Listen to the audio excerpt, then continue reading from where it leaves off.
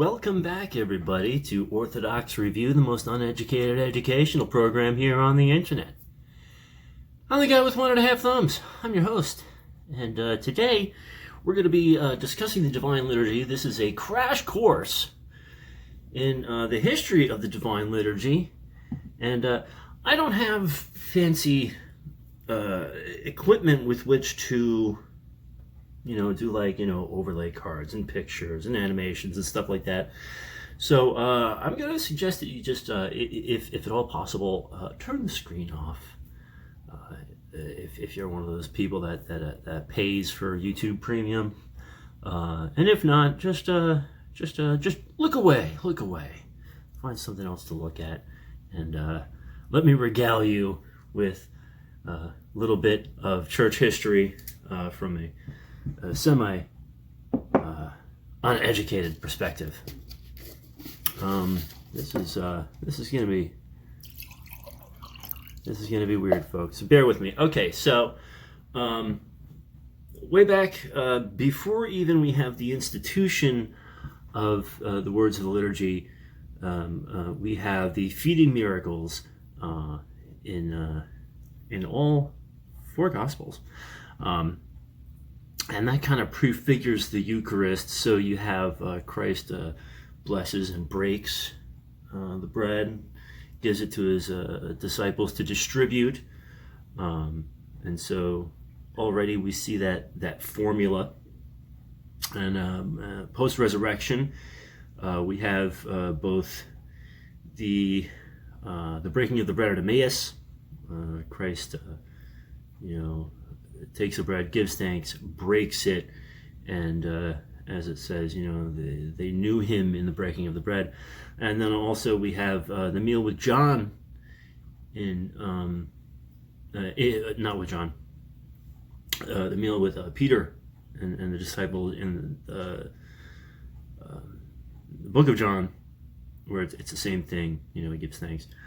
Then we come to the Last Supper, and we have the three accounts in Mark, Matthew, and Luke, but it's really the first written account historically is in 1 Corinthians chapter 11, verses 23 through 26, and Paul gives us the words of institution.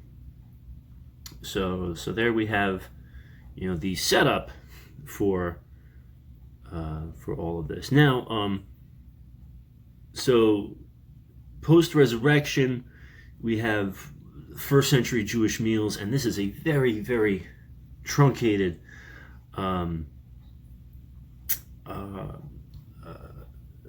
version of that. So usually during like a Passover or festival meal, the first course, you have the washing of a single hand, the first cup of wine, appetizers. The second, which would be the main course, you wash both hands. You have the breaking of the bread, and then you have the second cup of wine. And the third course, you have a third bread, and this is called an afikomen. I'm pronouncing that wrong, but that's how it's spelled. Now, this is a bit of bread that was hidden prior, and so it's then revealed, presented, blessed, given thanks, and then it's distributed, and you have your third cup of wine. And so even so in that we see a prefigurement of both the Christ and the Eucharist. And so it's within this context that we now have the earliest of Eucharist. So early on, you have the house church, which usually was hosted by rich family or wealthy family, or at least people with enough room. And so those houses, like let's say you have, let's say this is your house overview. So you have there's kind of a courtyard, and you have rooms, and so you had this open space in the center where the liturgy would be performed, or not performed per se, but you have this meal. where and it's usually held in the evening, where the Eucharist is part of that meal. It's not been separated from the meal, but it's one communal act. It's an agape meal. If you go back to the Didache, you'll see some of the forms of how that's performed, different words of institution, and that goes into different areas had different forms, and it's this big gobbledygook. There's no real uniformity outside of it's part of the meal. So we have diversity in form, but the structure is set. Now we go into leading into the late 2nd and early 3rd century, we have some historical accounts from Tertullian, Cyprian of Carthage, Hippolytus of Rome, and from those we see where the meal and the Eucharist have now separated, with the meal just being a meal, but the Holy Eucharist happening in the morning. We see the introduction of a sacrificial language. The words of institution are now more codified. And then we start seeing the anamnesis, which is the remembrances, and the epiclesis, which is the calling down of the Holy Spirit within the anaphora. So now in the early Byzantine era, we start to see the rise of ecclesiastical centers, imperial pageantry, heresies, and things to combat said heresies. And that's when we get into the really fun part, where things really start to become more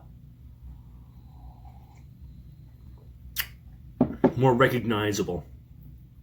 So leading up to this time, if you watch the episode on the Liturgy of St. James, which is linked to this video and vice versa, we see one of the earliest forms of the codified Divine Liturgy that was in use when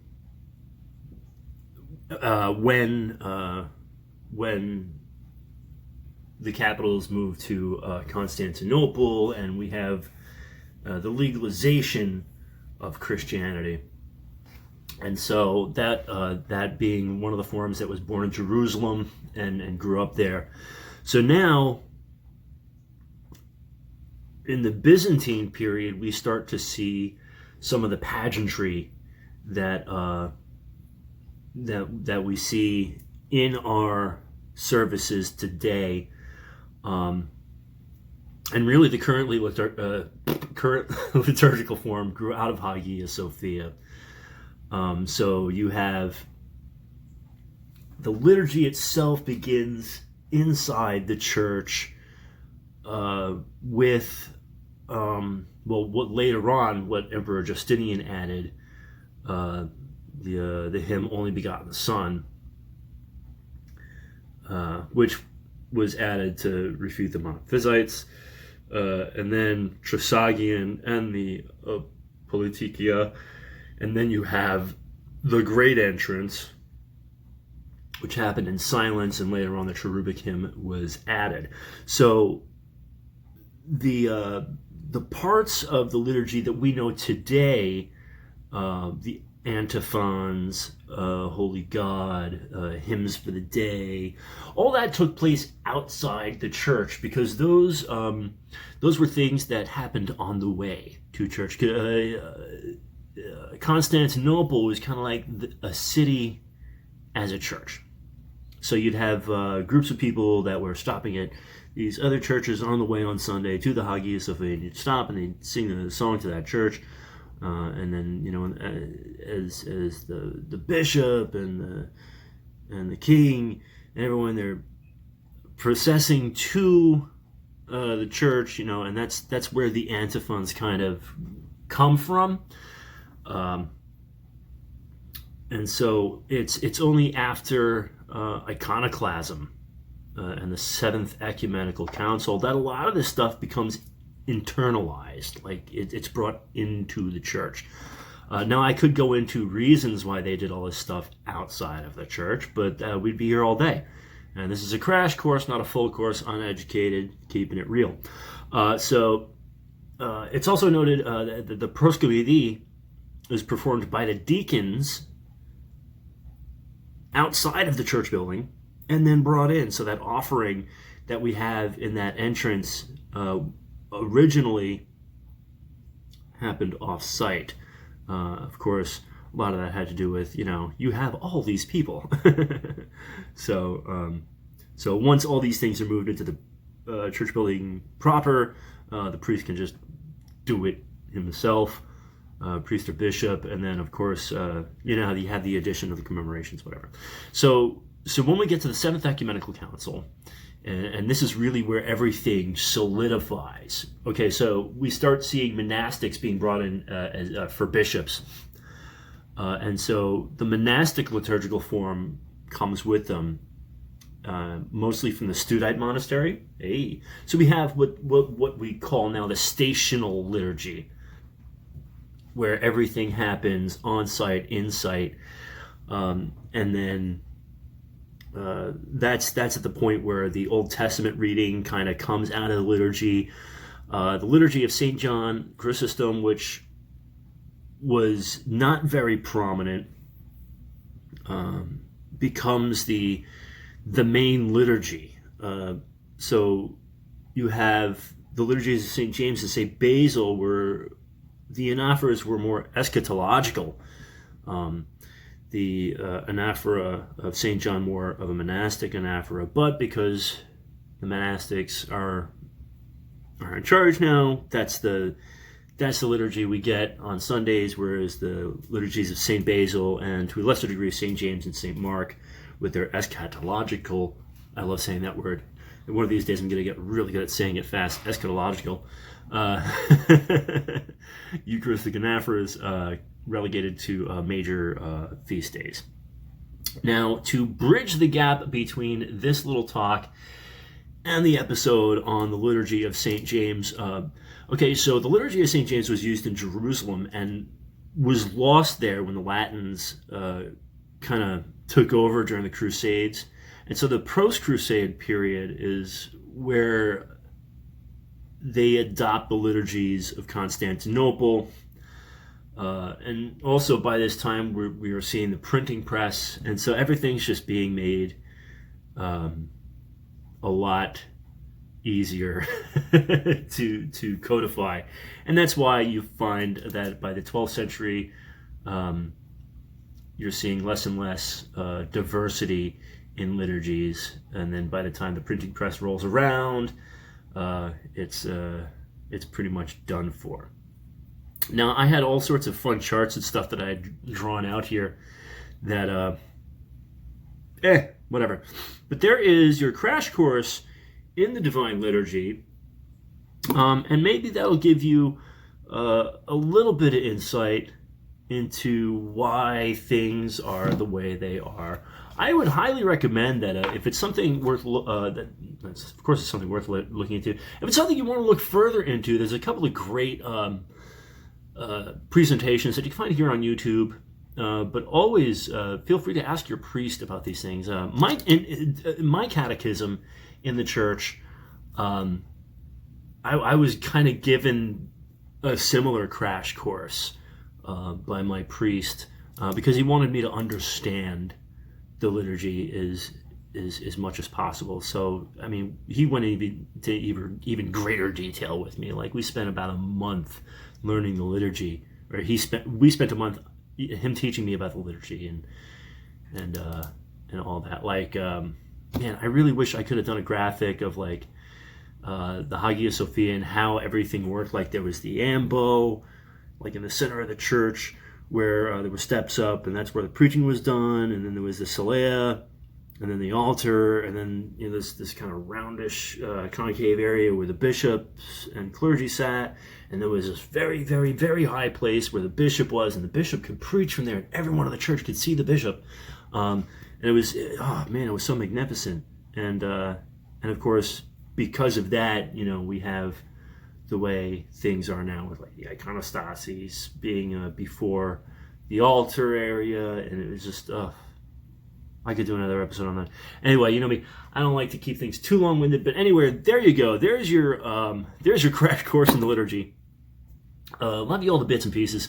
On behalf of Spooky Cat, myself, and this cup of coffee here, please, please, please, please don't forget to go to church, say your prayers, and remember God. I love you all to bits and pieces, and we'll see you all next time. And here's where I gotta push the button. You usually don't see this part when I record, so there it is.